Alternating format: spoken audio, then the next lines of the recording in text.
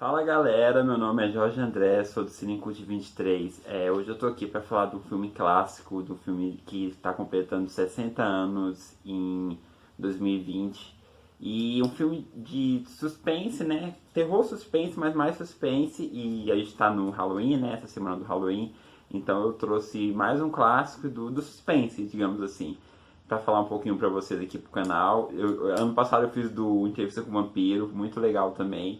E hoje eu trouxe Psicose, que é um clássico imortal do Hitchcock, que ele está disponível no Netflix, então se você não assistiu, assista, que ele é um filme icônico, não só por toda a novidade que ele trouxe, por todo o burburinho que ele trouxe numa Hollywood muito quadradinha ainda na época, né? Na época que ele foi lançado, mas também no de toda a importância para a cultura pop que ele tem. Depois veio a série Bates Motel, que foi um sucesso, teve 5 temporadas. O Psicose teve continuação, teve Psicose até o quarto, né? Só que o primeiro foi o que ficou imortalizado, né? Que é o mais famoso, tal, que eu vou falar hoje. Teve um remake em 1998, também vou falar um pouquinho dele aqui, o que, que eu achei, o que, que eu acho do remake e um pouco das polêmicas, né? Dirigido por um diretor muito famoso também da época, que eu vou falar pra vocês. E é isso, o filme vai ter spoiler, porque o filme já tem mais de 50 anos, né? Mas se você não assistiu, assista, vale muito a pena, é um clássico de suspense, é um filme muito icônico, é um filme que traz muitas vertentes para quem é fã e para quem não é também. É um clássico do suspense imortalizado e tá na Netflix. Então vamos lá. Bom, galera, antes de começar a falar um pouco da história, vale lembrar que o filme é baseado no livro do Robert Bloch e ele foi lançado numa época muito controversa, então, assim, a gente não tinha muito essa visão do que era filme de suspense, e o Hitchcock é um diretor super visionário, então ele quis lançar, ele leu o livro, ele quis lançar o filme e ele fez de tudo para as pessoas não saberem o que era esse projeto, o que era esse projeto novo. Ele fez a opção de filmar o filme todo em preto e branco, já existia cor na época, porque ele falou dessa questão da violência, do sangue, né, que talvez poderia deixar muita gente assustada.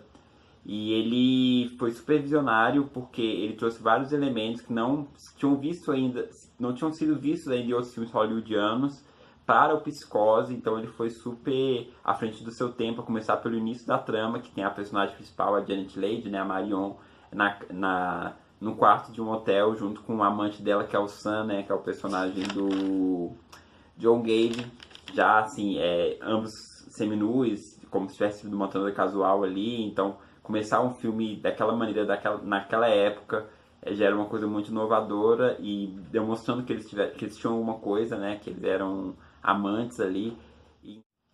Então, assim, o Hitchcock ele teve um cuidado muito meticuloso para poder lançar a obra. Então, assim, ele comprou os direitos do livro, né, do Locke, e ele quis que ninguém soubesse do que se tratava, entendeu? Ele fez uma jogada de marketing muito bacana em torno do filme. Então, ele mandou recolher os livros de algumas livrarias da cidade lá onde ele morava, tal. Ele não deu muita ênfase pro livro para galera não ficar procurando para ler antes de assistir o filme. Ele queria que o filme fosse uma experiência única para quem fosse assistir e deu muito certo. Então, assim, e outra coisa interessante que vale a pena falar aqui é porque na época ele fez uma campanha que proibia as pessoas de chegarem atrasada no filme. Então, assim, de repente, hoje em dia é muito comum. Hoje em dia não, por causa da pandemia, mas quando a gente podia ir no cinema normal era muito comum. De repente a gente se atrasava um pouquinho, perdia o iníciozinho do filme e tal, chegava ali.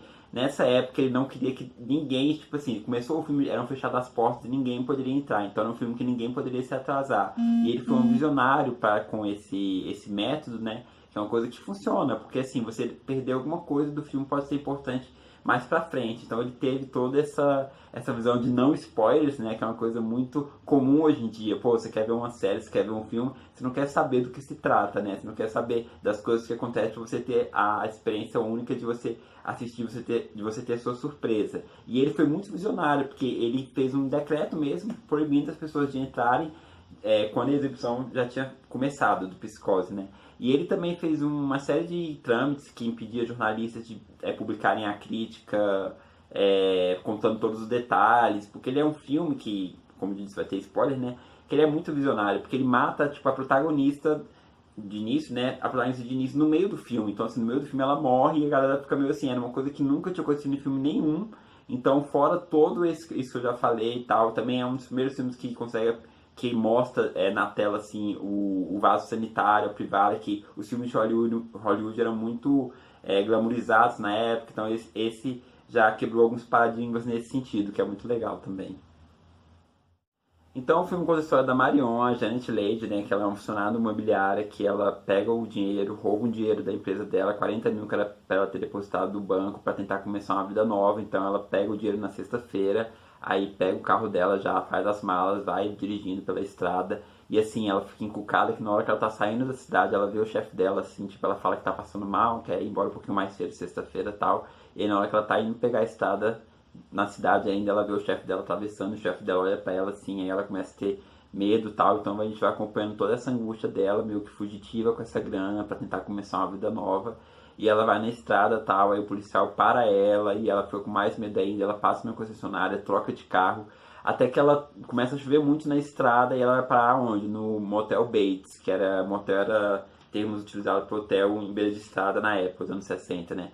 E lá ela conhece ninguém menos que o icônico Norman Bates, que é o Anthony Perkins, que é assim, gente, ele é uma atuação incrível, todo o elenco do filme, desse filme da década de 60, é completamente em sintonia, assim, então o filme fora de todo esse contexto misterioso que você fica nessa angústia de saber a motivação dos personagens, tem todo o elenco que consegue segurar o filme, e o destaque pro Anthony Perkins aqui é muito forte, porque de início ele é aquele cara todo, o gerente do hotel, recebe ela muito bem, conversa com ela, tal, troca uma ideia, e depois a gente vê as reais intenções dele. E assim, o filme é interessante que ele funciona muito bem como um suspense, porque de início você realmente vê a casa dele, que é perto do hotel, né? Você vê que tem uma pessoa na janela, que é a mãe dele, né, a Norma, que em termos, até metade do filme a gente não sabe qual é real, se ela, a gente pensa, quem vê pela primeira vez, né, pensa que realmente ela tá viva, que ela tá ali, que são duas pessoas que convivem, que tomam conta do hotel. E depois a gente vai descobrindo que não, que tem a questão da doença dele, justamente com essas coisas ligadas à mãe. Então é um filme que ele tem muitas camadas para serem analisadas, não só a questão do suspense, que assim, é indiscutível, é um filme que trouxe, abriu caminho para vários outros quesitos do gênero, assim, é um filme que te prende do início ao fim, é um filme muito bem dirigido, é um filme que ele é muito cheio de referências, muito cheio de sutilezas, assim, que você pegar, você fizer um estudo, existem muitos vídeos falando sobre esse filme, muitos estudos, muitas teses, e se você for analisar direitinho, cada cena tem o motivo, o porquê de estar ali. Então, a cena que ele tá conversando com a Marion, o Bates, né, que ele tá, quando ela chega, que ela fala que tá com fome, ele prepara um lanchinho pra ela, aí eles estão na sala da recepção do hotel, a gente consegue ver o jogo de câmera que existe com relação aos pássaros empalhados, que quando ele vai se apresentar pra ela, ele tá perto de um pássaro, que ele vai conversando com a gente acha que é gente boa, ele tá perto de um pássaro calminho empalhado. E quando ele vai se mostrando um cara mais assustador, mais problemático, a câmera já joga de um jeito que mostra já um pássaro com as penas abertas assim, então já mostra que ele está em posição de ataque. Ao mesmo tempo acontece nessa cena quando ele vai, que aí ela despede e tal, aí ela vai tomar banho, né, que é a cena do chuveiro icônica, cena conhecida, acho que uma das mais conhecidas do cinema, né, que aí ele fica espiando ela pelo buraquinho da fechadura, que nessa cena antes de espiar, ele fica entre o pássaro empalhado calminho e o pássaro empalhado agressivo, que ali é justamente eu faço ou não faço, ele acaba fazendo, ele acaba espiando, né? Então o filme, assim, fora todo esse contexto que eu falei pra vocês do suspense, que é muito presente, você fica naquela angústia do que vai acontecer e tal, ele tem muitas questões de técnicas e persuasivas, que é muito interessante da galera mais ligada nessas coisas de cinema analisarem, é muito bacana mesmo. O que eu acho interessante falar do remake de 1998, que ele é dirigido pelo Gus Van Sant, que é um diretor muito emblemático da década de 90, que ele fez grandes filmes, filmes clássicos. Ele fez O Gênio Indomável, que foi um filme premiadíssimo com Robin Williams, né, que ele começou, e fez outros filmes bacanas também, mas ele começou a ter uma visibilidade maior depois desse Gênio Indomável, que foi de 97. E aí, em 98, ele quis fazer o remake de Psicose, porque ele é um grande fã do Hitchcock, ele fala isso em entrevista e tal, só que o remake dele meio que não foi, passa longe do que é o original, né? Por quê? Porque ele fez um remake, galera, idêntico ao filme original, assim, então ele usou o mesmo, é um elenco de peso, o remake do original de 98, então tem o Vincent Van Gogh como o Norman Bates, tem a Julianne Moore, que é a irmã, faz a Lila, né, que na versão original é a Vera Miles, que também tá ótima. Aí tem o Viggo Mortensen, o elenco é grandioso do remake, só que não deu certo porque é um filme, é uma fotocópia do filme original, os mesmos, se você for pegar, tem vídeos falando comparando os dois no YouTube, se você for analisar os mesmos, a mesma enquadração, as mesmas posições dos atores, tudo é igual. Foi um filme que não acrescentou nada, ele parece uma fotocópia colorida.